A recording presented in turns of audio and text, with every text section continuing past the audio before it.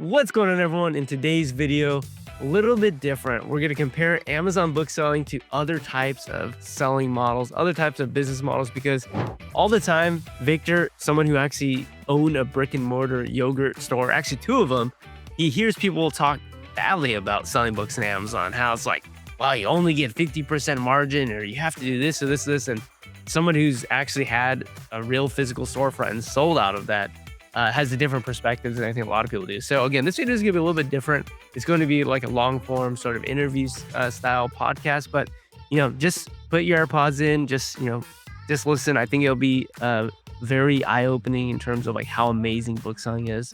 So with that said, what's going on, Victor? Hey, Georgie. Yeah, long overdue. I think that, presenting the difference between a brick and mortar store versus what we do with books needs to be talked about, because a lot of people think, okay, my goal is to get to a brick and mortar store, or those stores have to be doing much better than what we're doing with books. And, it's just simply not true. And let's talk about the facts. Let's get into it. Yeah, absolutely. So let's first start off with a little bit of context because, I guguess I kind of gave away the intro. You owned two frozen yogurt stores. So just talk about kind of what the process was leading up to thinking of that idea and then actually like putting that plan into action. Yeah. More than 10 years ago, I actually went to a frozen yogurt place and tried out their yogurt and actually really liked their yogurt. And at the time, I was still an entrepreneur online, right? Basically. And a lot of people thought, well, a lot of my friends didn't think I actually owned a legitimate business because it was all online. And I thought, well, maybe I need to do something physical to show that I'm actually a legit entrepreneur, right? So I went to this frozen yogurt place, tried it out, and it was really good. And I was like, well, this yogurt can't be that expensive to buy and to sell. You must have some really good margins here. And I started looking into it because this candy that they were selling with the yogurt, they were like charging like triple the amount. And I was thinking, okay, so there must be really good margins. Let me look into it. And it turned out it's pretty good from what I was seeing. Some stores were doing really well and making some really good profit. And without really digging all the way in, I decided, yeah, let me do it. Let me go ahead and get the loans needed to start out a frozen yogurt business. And yeah, I mean, long story short of that part, I ended up regretting everything I did. But what I did was I took out a loan, I borrowed against my 401k plan also to get part of it. I took out just a signature loan. What else did I do? And then took out the savings, right? So altogether, my first store. So think about this, right? With books, some people are like, "Well, I'm gonna have to invest $4,000 or $5,000 in books. Oh my gosh, that's so expensive to actually make this a legitimate business." With my frozen yogurt business, which is correct, like these are real numbers, was about $340,000 Easy. just to start out. Right? And that was just the building, right? And I didn't own the building or anything like that. Like they gave me so basically I worked with the landlord, leased out a space. They gave me 4 months to build. So I then hired my own contractors and they turned this like shell of a building into a frozen yogurt place. And that was about $340,000 between the construction cost, the machines they needed to put in, the electricity, the water, the gas, the AC, all of that together to make this shell into a frozen yogurt place was about 340,000, like I said. And you just don't understand how expensive things are at a brick and mortar store. Like I don't, Georgie, we didn't talk about any of this right beforehand. Yeah. Like, guess how much just the sign that, hey, the frozen yogurt place is open. Well, not the open sign, but the frozen yogurt name. Like the actual headline sign for The headline you can sign. see from like a block away. Yeah, like frozen yogurt, right? How much do you think that would? Does it have to be custom made? Is it? Yeah, I guess it because be custom made. Oh man, it's gotta get expensive. there's none of those out there. Ah, Um, It's just literally the letters, right? But is it like a one of the but it also has to have light underneath it, right? So it pop Right. that Right. I don't Exactly. know. I would guess it has to be like a couple grand. Okay. So, at least you got better than what a lot of people will guess. 14,000. 14,000 $14,000 for a sign? for the sign. Yeah. 14,000. Hey, Victor, how much is the sign for your Amazon storefront name? I don't know, how much is that sign? Oh, wait, that one's free, right? That's free. Yeah, I'm worried. Most of you wanna say it's $40, right? To have that $40 a month, right? store on Amazon. Yeah, $40 compared to seriously 14,000. And I couldn't that's just crazy money. Wait, so did you it was your name also you know how most shopping centers, like, when you pull in the shopping center, there's also, like, at the front of the shopping center, like, a big sign that has all the Yeah. signs that everybody's Yeah, so were you also on that? that's called a pylon sign, right? Okay. And that sign, I rented it for $600 a month to put my name as one of the Okay. as one of the places that was there. $600 a month. $600 a month just for, like, literally just the name there showing that, a frozen river. I think for me, it's starting to settle in because when people are complaining to us about, like, 6 cents per month storage fees on books that sit there for, like, 8 months that are seasonal books, and every time I never understood in the beginning why Victor is just like almost you seem, like, really annoyed by it, and I was like, it's starting to sink in because you're paying $600 just for a little Put a little for sign that your say, name. "Hey, we're here." Yeah, Oh, just darn. that. The sign, like I said, um now that you'll know, you get to go to, like, a store like, when you're going to the next shopping center, you'll see signs with individual carved letters. That's the most expensive, and that's what I had, about 14,000. Now, if you just have, like, a block, like, it was just one block with no carved letters, it's just like a sign, basically, that's illuminated, that's much cheaper, 4,000 dollars. So that's, like, the cheap way of doing what I Oh did my for, like, gosh. 14K. And that's just one cost, right? Okay. Now you've been to a frozen yogurt place, and I imagine most people have. If not, think of like, Dairy Queen when they're giving out ice cream off of one machine. What do you think one machine costs? Just one of the by the way, I How have many 8 machines. you had 8 machines, and this is Mm. each machine has, like you can get, like, 2 yogurts out of them. Right, right. Yeah. 2 of them off of one. Like, you had 16 options then. 69. Yeah. Man, those things gotta be probably pretty expensive too. Uh, at least, like at least, like, 3 grand? 3, 4 grand? Are you meaning to guess this cheap? No, it's 16,000 per machine. $16,000 $16,000. Yeah. For $16,000 per one machine. machine. Yeah. So 16 times 8, that's like oh my gosh. That's, over 100 grand, isn't it? 16 Yeah. times 8? This is how we're getting to 300 and like $30,000. Nice. Because I didn't own any of like, well, I own the machines, and I didn't own the land or anything. $dollars for Yeah. a machine? Yeah. It's just frozen yogurt, Victor. Yeah, I know. So this is just to open.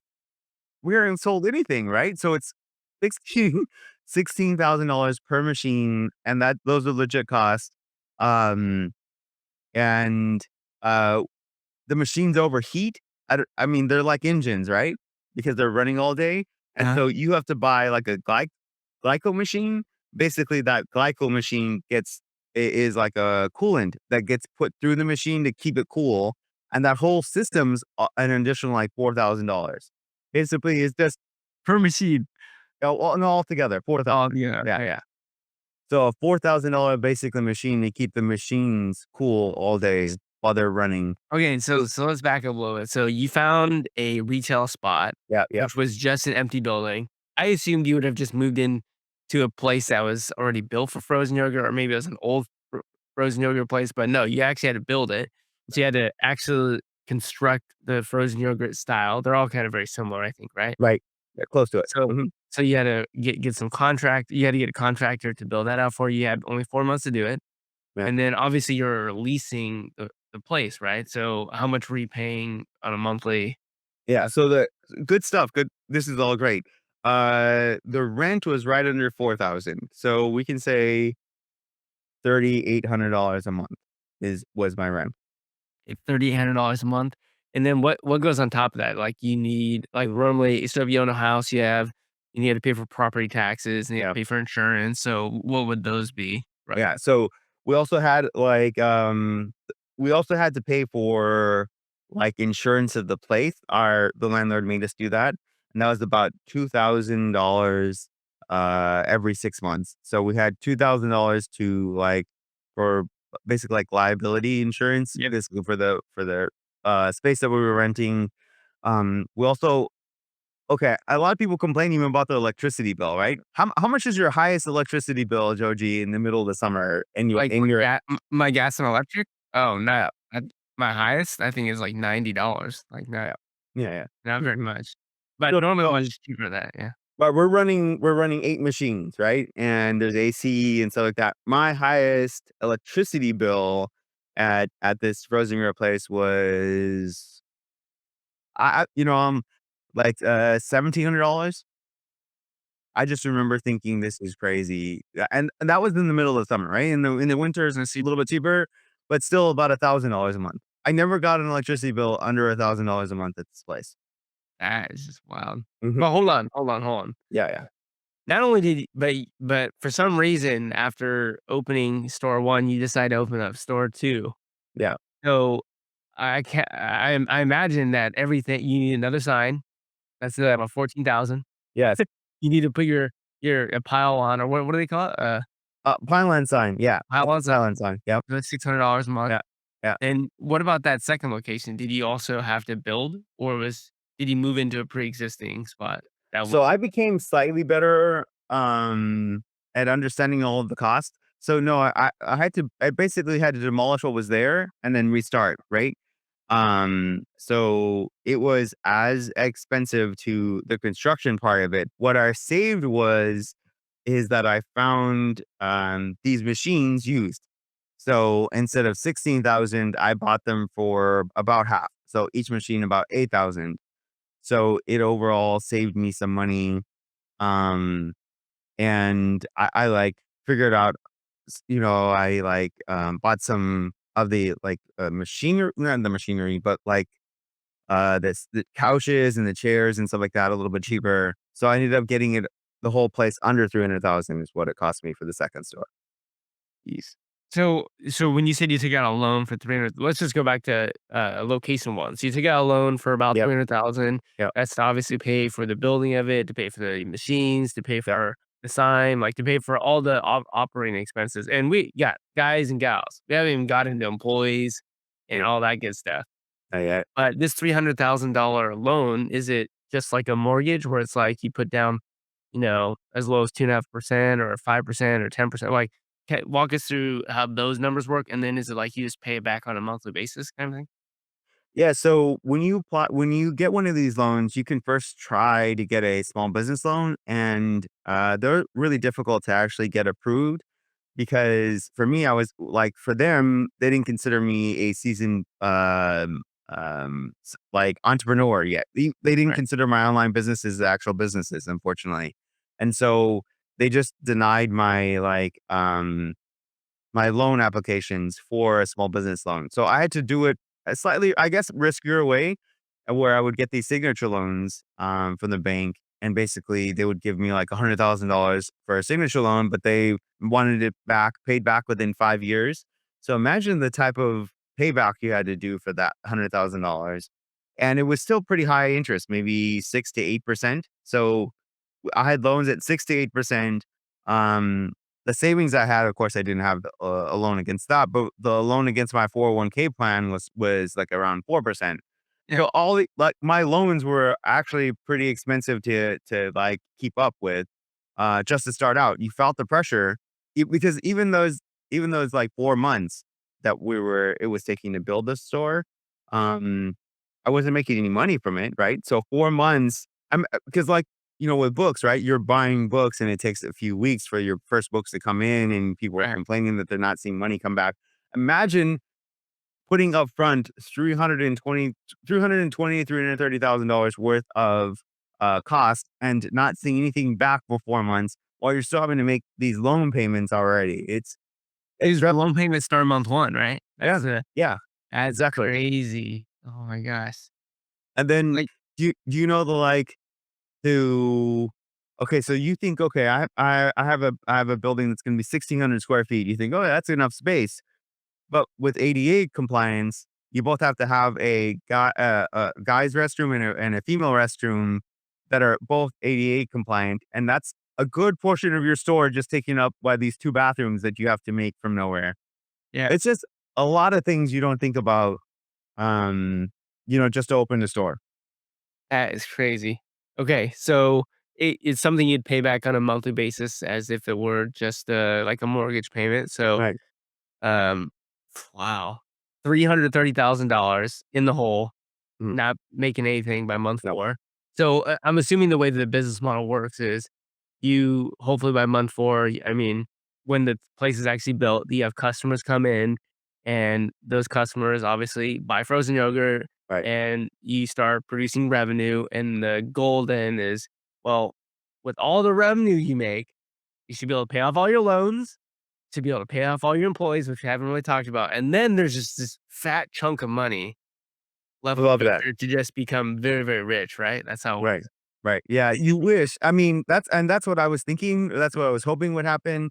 Or I thought, okay, most people aren't making that much money doing this, but I can because I think I'm smarter than them, right? Or I can figure out ways to cut costs to make that happen. So I did unconventional things to try to make a higher profit margin. So Yeah. if you can make a higher profit margin than I was doing, you were just I guess you just think about the business 24/7 because I did everything I could and I still didn't make as much ROI as I was hoping for. Right. And I don't want to spoil that yet. Yeah, yeah, we're gonna get in that. And make sure you keep watching everyone because these unconventional things that Victor does, oh, they have me grinning from ear to ear because they're just hilarious. Okay, so again, that is the goal. Like you start making revenue because people Mm, come in, they buy your yep, frozen yogurt. So right, you start making revenue, and the idea is that you take that revenue, you pay off the loans on a monthly basis. Then you also have to pay off your employees. We'll talk about that next. And then whatever's left would be profit, right? So idea right, is that if there is anything left, then that'd be profit. If there's nothing left, then you're actually just losing money. right, Right. Okay. right. So Yeah. so I do want to talk about employees, and after that, let's talk about how much time you actually spent there. The hours of work you, how many hours a week you work. All right. So let's talk about employees. So you had 2 locations. Yeah. Let me guess, and then obviously correct me. Yeah. So every time I've gone to a frozen yogurt place, usually I mean, there's at least one person working, but usually there's like 2 people working. So I'm assuming to have 2 people working. Was your frozen yogurt open 7 days a week? Yeah. Yeah. Okay. Okay. So So one of the things is when you first we were anchored by a target, and that target dictates what the shopping center has to do because the target wants the whole place to be full, right? All of Target, you mean the store Target? the target. Yeah. Okay, so there's a store. Okay, Target the store. So what about Yeah. okay, So like one of the things is that each shopping center or lots of shopping centers want a target to come into the shopping center, right? Because that's like a cash cow for them. But in order to come, they make all of these rules for all the businesses around them. And there's a ton of rules, like you can't have like a liquor store here, can't have questionable stores that you like. It can't be a weed store next door, yeah, things like that, right? Some of the other things is, and why I'm telling you that is one of the rules that Target had is you have to be open every day of the week. Like if Target is open, you have to be open. wow, And so I was open every day at the same times that Target was open. So literally from like 10 in the morning until I think it was on the weekdays, 10 in the morning till 10 at night. And then on the weekends, 10 until midnight. And I didn't have to stay open until midnight at those times, but it just happened to be that the weekends was a little bit better for business for, because like there was dates going on at the yeah, yeah, yeah. frozen yogurt place. Okay, so you're open 7 days a week. Yeah. That's 10 to 12 hours. You're open every single day, and obviously, even if 2 employees are working there, you have to have multiple employees because not everyone's working 7 days a week. So I'm assuming you probably have like at each store at least at minimum, I would say you probably have at least like 8 employees per store. Mhm. but that's but I don't know what is it actually. No, it's pretty good. Good guess. So, each store on a minimum, we'd have 12 employees. So I have a total of 24 employees. And then I had like a hierarchy there, right? So we had just regular employees, we had shift leads, and then we had store managers. And so two store managers at the stores. But yeah, that a lot of employees, a lot of hiring, a lot of training, and they're just a lot of liability, right? Because each one of those stores, there's only 2 employees at any time, but if one of them doesn't show up, you're literally only half staffed, right? Yeah. And there's a lot of things required to open the store or to keep the store running, and sometimes if that was just one employee that wasn't, very seasoned, we just couldn't open. We've just not open during that period, and we're losing a lot of money because now we have the one employee not open. It's just there's just so many things you're not really having to think about with a bookstore that you're having to think about with a frozen yogurt place. So, we had these employees, a lot of them would steal from you. That's unfortunate, right? And a lot of them wouldn't call in that they weren't, like, going to be sick or that they weren't gonna make it in, and they just didn't show up. So, a lot of times, it would we try to have a hierarchy, right? So if a employee couldn't show up, then the team lead needed to be there. And if team lead couldn't be there, then the store manager needed to be there. And if all those people couldn't be there, then I would show up. And you wouldn't believe how many times I just had to show up to run the shift because it was Nice. just, yeah. And I know you actually would just be there often just to be there, right? Just to make Right. sure things were going well. So how many days a week would you say you were there, and like what sort of hours were you putting in? I would rarely say that I missed a day. Like I was there almost every day. There was always some issue with some store, some challenge happening that although I thought I wasn't going to be there tomorrow, I was showing up there tomorrow. So something broke. Employee didn't show up. Like the keys to the safe didn't work, or for some reason, something has happened to the store that I needed to be there. So almost every day I was there. That's wild. Yeah. Okay, and so how much were you paying employees back then? Was it a minimum wage thing? I'm assuming if there's different hierarchies, you get paid a different hourly wage, right? Yeah. So So we started out with minimum wage, 7.25 an hour, and we quickly gave them raises based on just even being there a month, right? Because like we said, like the first few weeks is just training. yeah. And then our, like, store manager was making, like, like, $16 an hour, so it was just in between that, like, say, starting out, our shift leads were, like, $10 an hour, our store manager was, like, 14 to $16 an hour. For some $16. Yeah. And I bet all that stuff adds up fast, right? I mean, now that I know that you took out the loan, like you have a $300,000 loan that you have to pay back, and that's for a lot of the fixed upfront costs. Like you said, making sure that you actually, construct the building or what inside the building, what you need, and then Mhm. buying the yoga machines. But then besides the fixed costs on the monthly basis, you're also having to pay for things like employees, right? Which is not something that you paid for in the beginning, where you took a loan out for. It's like you have to just use your revenue to pay for those things, right? So, what was the sort of like monthly cost for employees, and what was the what were like the other monthly costs Yeah. that went into running? Sure. So, like, the employees were about $6,000 a month is what I remember ended up Yeah, having to pay them. Yeah. You had to pay even for, like, unemployment insurance and stuff, like, for the state made you pay this amount just in case any of your and just in case you fired one of the employees and then they applied for unemployment benefits. Um, and, you know, and then so let's just say one of your employees did that and then was granted unemployment benefits, that insurance would cost even more. So that on top of that, plus, keeping these employees staffed, it was a lot of money. So $6,000 is what it cost me just to keep the stores running with employees. We talked about electricity already. yeah, which was Water wasn't that expensive, maybe $100, $150 a month. We didn't have gas, so there wasn't that many costs there, but we had a lot of, like, expenses as far as, like, our yogurt, um, we ended up being, like, about 8 cents an ounce. So when you go to a frozen yogurt place and they're like, it's 50 cents an ounce or 60 cents an ounce or whatever that is, 8 cents is actually the break even for them. If they're able to make more than 8 cents an ounce, they're making money off the yogurt. But then of course they have all these extra uh, I see. fees You're after. saying the actual yogurt, the cost is about 8 cents per ounce is what you kind of Mm, buy it from, buy Right, for. right. Okay. About 8 cents an ounce. You won't believe actually one of my kind of crazier cost is the milk that we had to purchase, right, in bulk to get the frozen yogurt going, right? And we'd have our own milk guy.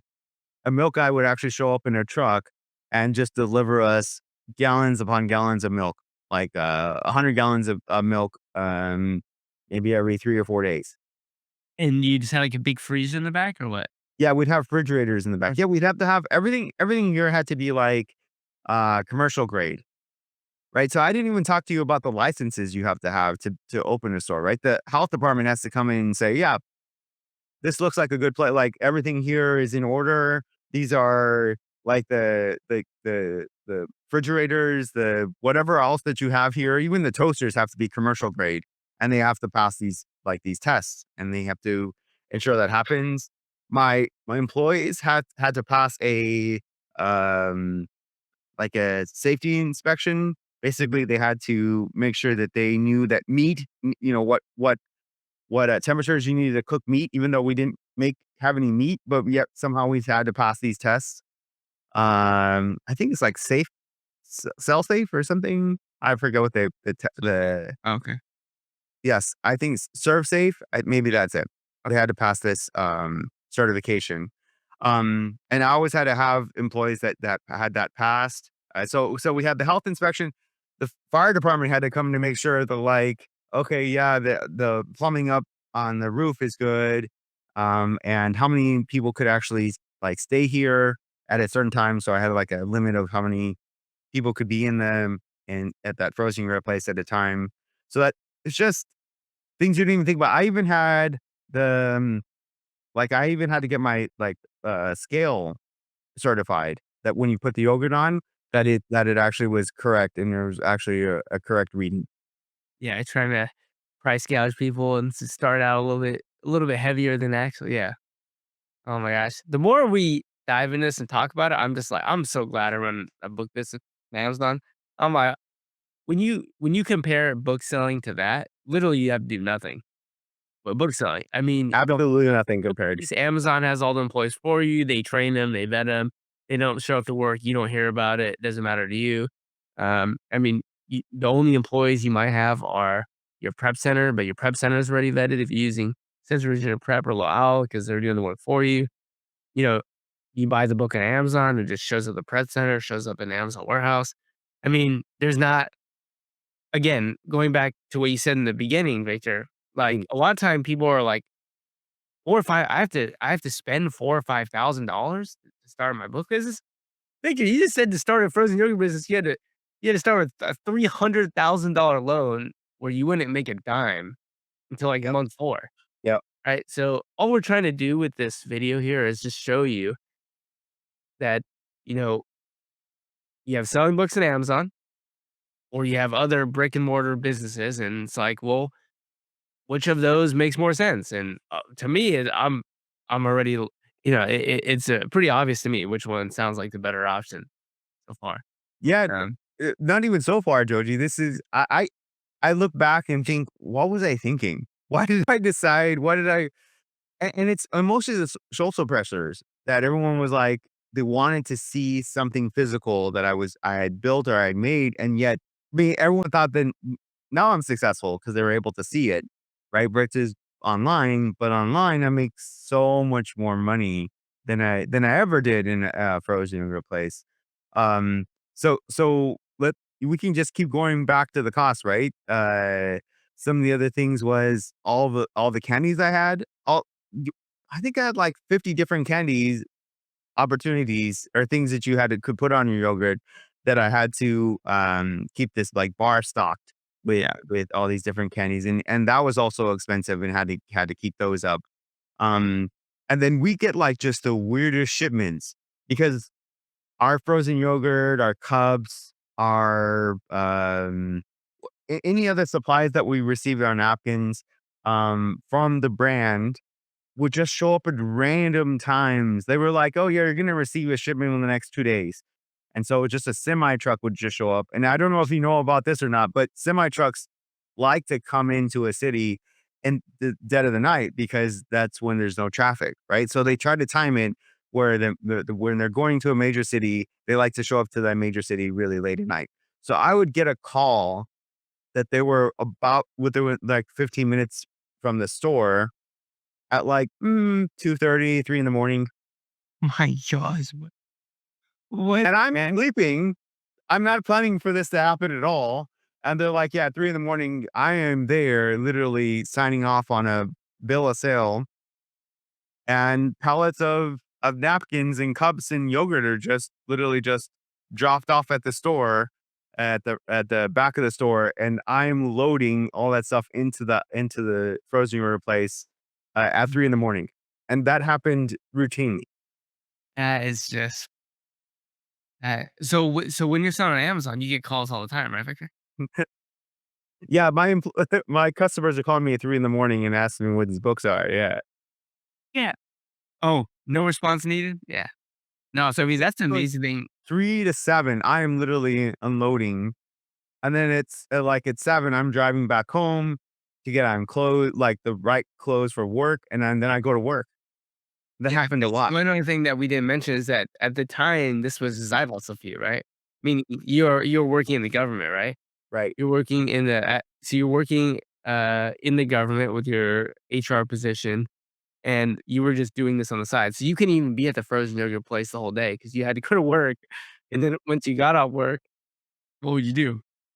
Immediately drive from work to the when I was like my second job, basically. This is your shop. And then stay there at least until 10 p.m. Right? Okay. Yeah, because I would always have a new employee that didn't know what they were doing. I'd always Yeah. have an like employee that ran out of quarters or nickels and they didn't know what to do because the machine told them to give, the cashier, the screen told them to give like 3 nickels and they didn't know how to give out dimes instead of nickels or pennies. And so I always had to make sure all of the change was there. And so I'd always have to like run to the bank and get more change. There's just so Like, many you things left. told me it said, like, 20 cents was the change, and it says, "Give 4 nickels," and there's only 3 nickels, but there's still 2 dimes.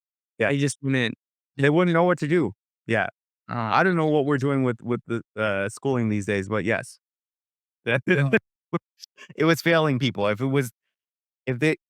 the available change wasn't there, they wouldn't know what to do. They would just freeze. oh my gosh. Yeah. Alright, well, all of this I mean, come on, Victor. Yeah, I mean, you have a brick and mortar store, clearly you're successful in society. Not only do you own 1, you own 2. Let's talk numbers. Let's talk about how much money you're making, because surely you gotta be making tons and tons of money, right? Because, of course, you have to when you get your revenue from all the frozen yogurt that you're selling, we have to first deduct the monthly payments that go into paying that initial $330,000 loan, and then you have to pay for your employees and then, your other operating expenses. So what's left for Victor? What's the margin? Because in books, most people are turning down 50%. They're like 50% ROI. No, that's just too low. Can't do it. So what sort of returns are you getting or were you getting when you're owning these frozen yogurt stores? Well, Joshi, I didn't count any of my time in there, right? I didn't pay myself, right? A salary, or I didn't consider anything I did was part of the calculation. So also realize that when I'm talking about numbers here. Um, but I really did my best to cut out expenses at every place I could. Another one, I would also source candies as cheap as I could. I would do unconventional things to make sure I would like to get these candies. And I negotiated with the milk people literally to try to get the cheapest price per gallon of milk to try to really find some profit in every part of the business that I could. And so at the end of the day, after all of that, and as much as I could figure out how to cut costs, the profit margin of a frozen yogurt place, my frozen yogurt places was about 6%. So that was the end of the day, and that was considered really successful. And unfortunately, yeah, I didn't know anything about how profitable books were at the time. And this 6% is about the target range of an actual restaurant. So I felt successful, unfortunately, at 6%, thinking, okay, so I'm really successful at this. People are trying to get to 6%, and I am here. I am operating at 6%. I mean, well done to me, right? And it's again, you don't know what you don't know. So 6% is still, it's like I said, considered a really amazing profit margin. Most restaurants are like break even, losing money at best. They're getting like 4% return on their investment. That's wild. So everyone 6%. So let's just do some numbers.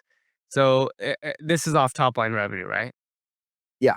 Yeah. So essentially, if you brought in $100 in revenue, you'd be profiting 6% of that, or $6, right? Right. Right. So for every $100 that came in, that frozen yogurt that was bought, you made $6. Right. So if we scale the numbers a little bit higher, if you go to, let's say, 100,000, you bring in $100,000 in revenue, you only make $6,000 profit. Yeah. So that means if you sold $1,000,000 in revenue, you're only bringing in about $60,000 of profit, right? Do you know like how much your top line revenue was like for a year for both those, like roughly? Yeah. So our best year was probably about $750,000 the two together. So yeah, Um for yeah, both of them combined. yeah, yeah. Okay, so 750,000. So $750,000, and that's going to be multiplied by 0.06. So after all of that work, let's see, 750,000 times zero point 0.06. After all that, $45,000. Yeah. That's how much was left for you, Victor. Yeah. Yeah. Oh my gosh. I don't know about you, but that seems like a lot of work to me. A Yeah, lot of no, work. no. So I was able to take out the $45,000. So what I could do with it was pay back the $300,000 loan. Like It's make extra payments on it. Yeah, make extra payments on it, Right. because that $45,000, yes, I made that in profit, but I also needed to pay off if I wanted to pay off more of the loan, because the loans were set up for a 5-year loan, and I was trying to get that paid off earlier. Then I could take some of that 45,000 and pay off the loans so that I could pay it off even earlier than the 5 years. So technically, yes, I was making 45,000, but I used the vast majority of that, almost all of it, to try to pay off the loans even earlier, to try to finally make a profit, say year 3 or year 4 in the business, because I was basically, the first 3 years was just paying off the $300,000 loans, because yes, I made 45,000, but I was trying to pay off the loans so that hopefully by year 4, I'd actually not have to pay off any loans, because I didn't have the loans anymore, and finally be able to just bring home $45,000. So you're talking about trying to make a profit by year 3 or year 4. Yeah, yeah. That is wild. That is just, oh my gosh. Because when you think of books, right? Again, people are turning down 50% ROI, or they're like 50% ROI. It's just it's not enough for me. But when you think about it, like most businesses, brick and mortar stores operate like 6-7% or less Mhm. on top line revenue. I mean, on Amazon with Book Club, you can get incredible margins, much, much, much higher than that. And then you don't need to do all this extra work. You don't need to have 24 employees. You don't need to start with a $300,000 loan. You don't have to wait 4 months just to start generating revenue. You don't have to wait 3 years to be profitable. It's just like mind blowing how different it is just from listening to your experience. And that's what I'm hoping everyone is seeing out there. Selling books on Amazon is such an incredible opportunity because of all this extra stuff that you don't have to do because Amazon already does it for you. Or you And don't have to worry about it, right? yeah, Because in a business, everyone's trying to like shut you down, or trying to find ways to extract money from your business, right? So uh I'm not saying specific, like the milk people were always trying to raise prices there. The frozen yogurt place was saying that, like, oh, yogurt's gonna go up to 9 cents soon, or 10 cents, and you're just gonna have to take it, right? Um the labor department would randomly, secretly, like, come into my store and investigate whether or not I'm treating my employees right. And because every once in a while, maybe an employee would try to like report like I was hiring underage people and stuff like this. But you have to have employees that are at least 16 or over. I never did. And none of this went anywhere with it. But what I'm telling you is that it happens, right? You get surprise visits by like the fire department to make sure you don't have 40 people in your store, which they told you can only have 38, right? Or whatever. Then they would just show up to make sure that that was correct. The agriculture department was for the scale. They would also go and make sure that like I showcased my certificate and that the scale was still working. Uh, just oh yeah, and then definitely every month I would get no, not every month, maybe every 3 months the health inspector would come to make sure that like all my refrigerators were still working. My employees had the certificates that they needed to run the store, and they would give me a grade every 3 months where your store is at 97% because they found, I don't know, my toaster wasn't commercial grade or something crazy, something like that to not get 100. But there's lots of things you have to worry about in a brick and mortar store that you don't have to worry about at all with Amazon. So yes, you have to worry about getting an IP complaint, but that is so small compared to what each one of these places could shut your business down today. Like they could just show up today and be like, "Oh, we found there was 42 people at your store, and so we're shutting you down because you're not following our orders." You know, or we found something to be faulty in one of your refrigerators, and so we think that's a health hazard, and so we're shutting your store down until you replace your refrigerator. Which again, I didn't tell you about the refrigerator. A commercial refrigerator, eight to $10,000.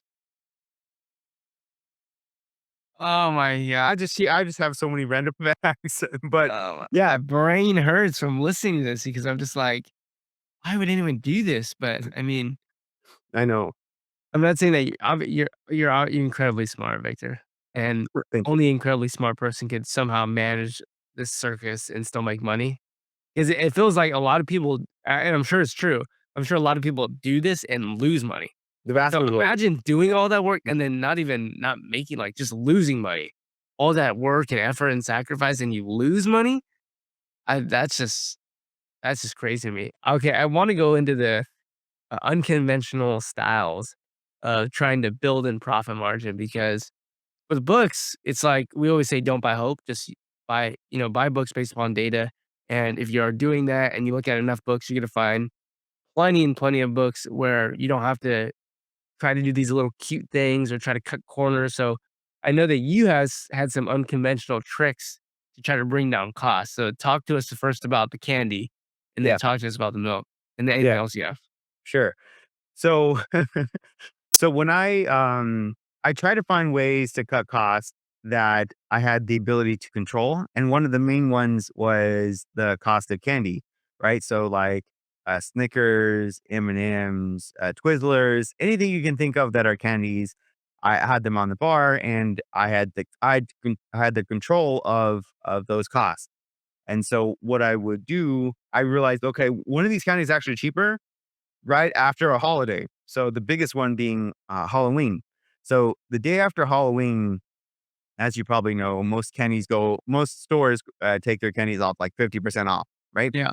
So one of the most unconventional things I did was on November 1st, right? So just hours after Halloween, Walmart would flip their candies to 50% off. So even if the sign didn't have any signs up, it was already in the computer system to give off 50% off. So that night I would if it was a work day or that the first, I would take off that day because like I knew that the entire night I was going to be working. So at midnight, I would literally hit my first Walmart and buy everything in M&Ms I could, every Reese's Pieces I could, every Twizzlers I could, everything that was 50% off, I would buy just huge chunks of candy, right? I would get those candies and just load them into my car.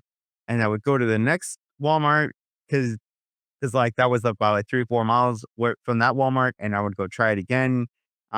Because you're kind of like looking for scraps because it's not like you're gonna have a ton of M&Ms at each store. So some stores are gonna have like 10 things of M&Ms. Some stores are gonna have like a whole pallet of, or very close to a whole pallet of M&Ms. So I would just buy as much as I could at each store that was there. And I just remember, um, the only reason why I would stop, because that started at midnight and I would go until like 9 in the morning. So I was, yeah, 9 hours straight sourcing candies, right? Store to door, explore. The only reason, and I would like take it all and then drop it at my house and then go back again to more Walmarts to make that happen. I think at most I went to like maybe 20 to 24 Walmarts in that time period. And the only reason why I would stop for the day is because, where I was sourcing at, it was still really warm, right? Like, so at 9 in the morning, some of the candies were going to start melting if I was just leaving them in the car, so I just had to stop. So, uh, but that was my most unconventional way of just to get to 6%, right? Because the other store owners were willing to do this, but I was trying to get candies like, 10 to 15 cents an ounce. So remember everyone that at this time Victor was still working at jobs. He's still working a government job. Yes. And then you were doing the frozen yogurt on the side. And so obviously after your 9 to 5, you would go to the yogurt stores and you would stay there until close, which is like midnight.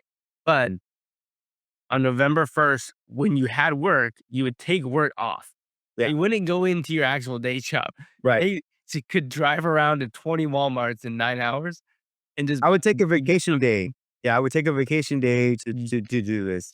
Just drive to each one of these Walmarts because I considered it a very, profitable day at the frozen yogurt place. 'Cause I was making this 50% back, soon enough, right? Because I was be able to sell it back. Say I was buying it for like 10 to 15 cents an ounce and being able to sell it for like 50 cents an ounce when I was actually selling yogurt. So, See, yeah. this is all starting to make so much more sense to me. Like when people have comments like, but Victor, I gotta look at 50 books to find, and I just see Victor sitting there with like a face of like, what are you talking about? Like, I always see like the frustration on Victor's face because obviously we all know, right? If you're still watching this video, you're an OG to this Yeah. channel because you've been with Victor and I for a long time. If you're still watching at this point, so congrats to you. Let us know down below in the comments. Tell us 50% off candies or something in the comment if you're still here at this point. But yeah, it's always funny to me because Victor is always, I think, more frustrated than I am when he hears things like that. And it's just because you have an incredible work ethic. I mean, to do something like that takes a special person to literally drive to 20 Walmarts just to pick up 50% off candies and all the other stuff that you've already talked about. Mm. Like, I know I wouldn't have it in me do it. That's just so much work. And so when people, yeah, tell us like, hey, I'm having a hard time sourcing books just because they're not willing to put in the time, you're just like, well, I don't know what to tell you. This is like a dream come true, right? Yeah, it's so much easier than anything else out there. And if you think that Amazon's hard, you just don't know real life. Like it's much more difficult out there in the real world than it is on Amazon. And I could give you like I've given you 10 different reasons, and there's just so many more. This podcast could go on for a few hours of the things that a brick and mortar store could have that you're not having to worry about on Amazon. I had to have insurance just in case somebody came in and tried to shoot somebody. Uh, and I had to have insurance for that because it's a legitimate thing. Someone could come in and try to rob the place and then shoot one of my employees. And things that you have to think about in a brick and mortar store that you don't have to worry about on Amazon. And they're like, yeah, I have to worry about IP complaints. Yeah, but I had to worry about somebody coming in and literally shooting one of my employees every day. There was an everyday worry that you had to have. And you have to, there was security at the shopping center and stuff like that. So you always had to like stay in touch with them to make sure to let them know, hey, my employees are leaving like probably around 10:15. Can you make sure like to watch them leave and stuff like that to make, to help them out? There's so many things you have to think about as a business owner. Oh my gosh. All right, let's talk about some other unconventional things. So how do you negotiate better milk prices? Yeah. So there are like two main milk companies. And I probably shouldn't really name them, but I won't. But like they'll basically you can like pit them against each other, right? And hey, this one milk company is giving me a price at $2.15. Can you go lower than that? And so then they were like, because I had enough milk to kind of push things around, right? Kind of make things happen for me. So instead of 2.15, I would go to like $1.99. And so somebody would go for like I actually negotiated down to maybe $1.70 per gallon, which is unheard of. And so what I would get is basically an unnamed version of the milk. Basically, they wouldn't put the, just in case you didn't know, like most milk is actually just two brands, and they just put different labels on them. Like it's literally exactly the same milk. They just have different labels on them, and the Walmart version of the milk is the main brand. They just stuck a different label on it. It's literally I see it in the same truck, right? And and so I would get like $1.70 per gallon. And what they would do is again, any of the milks that would expire, they wouldn't charge me for them. So if they gave me 100 gallons and for some reason we only use 90 of them for that week, they wouldn't charge us for the extra 10. So these are all negotiation things you have to do to try to like not pay for things you're not going to use. And this is all part of like your milk contract. And So again, just to make 6%. six After percent. all is said and done, 6%. And again, you're putting in a lot of hours, so it'd be cool to take the 45,000 that you would have actually made and divide it by all your hours. I'm sure it was like, I work below minimum wage. I'm sure I did. oh my gosh. Because on Saturday and Sundays, I was just assumed to be there. Because those are our busier days, but also, Yeah. yeah, like something in one of the stores had to go wrong. And so it was Let's better talk for about them. how people or what people thought about you though once you had the frozen yogurt stores open. So what was your immediate family, the people around? What were they thinking when you had these frozen yogurt stores open? So when people got to see the business that I opened and they got to see the sign and people coming in the store, they saw me as highly successful. Like I would get interviewed by the newspapers. I would get asked for quotes for stories. I would some of the newspapers would just have like I have a page article about the store that I opened because it's like Hispanic guys opened a store here. So well, stuff like that. Um, and so you felt really successful. People around you thought you were highly successful. Wow, they could see it. They wanted to visit you when you were at the store, and so you felt successful, although you had none of the money to back that up, right? Because like you're really not bringing in much money, but everyone thought you're really successful, and it's just a weird way to think about it because we're much more successful on Amazon, but nobody's asking or talking about it like you are. Nobody's telling you congratulations, well done in your business, because again, when they go and try to look for your business, there's nothing to see. Yeah, it's not MC. I can't show them my business. I have to just tell them in like in almost imaginary terms that I have a book business that are making me, $150,000 a year, way more than the frozen yogurt businesses ever did. But I can't show you that in proof. I just have to tell you that it's in a warehouse somewhere that someone else is having to worry about Yeah. and having liability insurance for. Man, this has been eye-opening for even for me. I mean, we've talked about your experience with the frozen yogurt shops. Mhm. I don't think we even named them. You want to go? Do you want to name the brand or no? You don't have to. I don't know. I don't really like. I was just for liability stuff. I don't want to call them out, right? Because then maybe I'll talk about them in the most positive light. But yeah, Oh yeah, there's not too many chains out there, so yeah, you can think of one of the top three chains. How about that? There you go. yeah, how about that? Yeah, And it wouldn't be too hard to figure out. Define game. You could Google it if I you. mean, you could always go to Books and Beyond 2025, and you know, always So yeah, speak to them in person if you yeah, wanted to. exactly.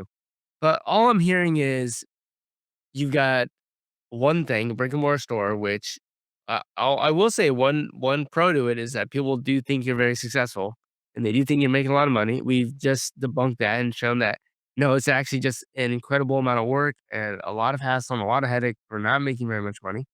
And then you have selling on Amazon, in which case you don't have employees. You don't have to be on call for 2:30 in the morning. So when a semi truck shows up, you have to, open the open the gate in the back or whatever so they can, you know, put all your supplies in there. If somebody calls in sick, you don't have to, you know, uh, get a new employee, like, that's taken care for you. Amazon will do all the shipping for you, they'll do all the customer support, your prep center will open up each package that you send them, inspect the book, send it to Amazon, like, this is why, I mean, I didn't have a brick and mortar store, but this is why when people complain to me like how it's so hard and like, I mean, imagine doing all what Victor said he just did. That seems hard. That seems We have it so easy on Amazon.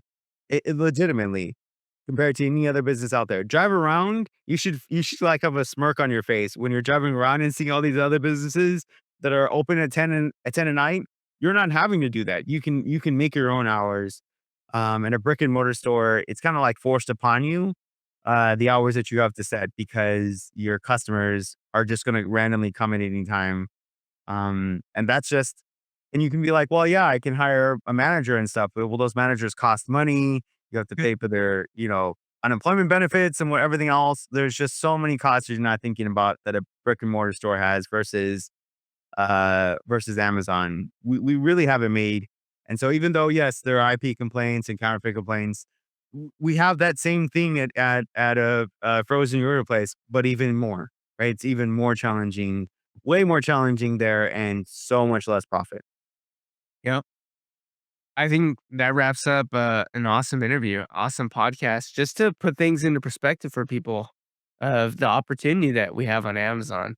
If you're somebody who doesn't have any business background and this is your first business sort of venture, then hopefully this video helped you see how really most businesses are very, very difficult to start. And because Amazon has already automated so many things for you, it does make it much, much easier, which is awesome.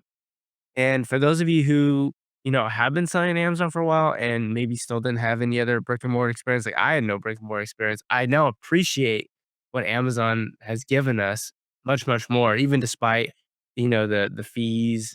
Um, and oftentimes, Victor, when we're in like the book flipper Facebook group or all the other bookseller groups, people are like, Amazon's fees are they're out to get us. Like they only offer us the crumbs when they take the cake. I mean, the reality of it is Amazon does a lot for you, and there's a lot of costs associated with what they do. And there's a lot of things that they take losses on just to make things easier for you and for us. But even though, even despite that, people still figure out a way to complain and make it seem like, Amazon is just stealing from them. But the reality is, wow, they've really given us an amazing opportunity. So hopefully this video helped. Any parting words, Victor? Encouragement, things like that? That we really do have something special here on Amazon. It's a business that you can turn profitable in a couple months. We showed a calculator, a legitimate calculator, right? Within a few months, you could actually make money on Amazon and actually, be a positive business on any other type of brick and mortar store. You're literally hoping for year 3 and above, maybe to break even, and that's after hours and hours and hours of work. And so a regular brick and mortar store, you're gonna have all the issues that you're gonna have on Amazon and more. And it's just common sense almost basically to open an Amazon store versus a brick and mortar store. If I was having to do it again, I've opened an Amazon store and told my friends and stuff like that, yeah, I'm successful, but if you don't believe me, oh well, because yeah, you can work really, really hard and make a little bit of profit on at a brick and mortar store, but Amazon's so much easier. You get to set your own hours. There's nothing really to worry about on Amazon. It is by far the best business I have done. And that's why both me and Georgie continue to sell books. And I continue to spread the word that what we're doing on Amazon is by far the best type of business out there. Yeah, I agree. Really hope you all enjoyed this different style video. Hopefully you found a lot of value in it as I did. And I'll see you on the next one. See you guys there. Peace. Hmm.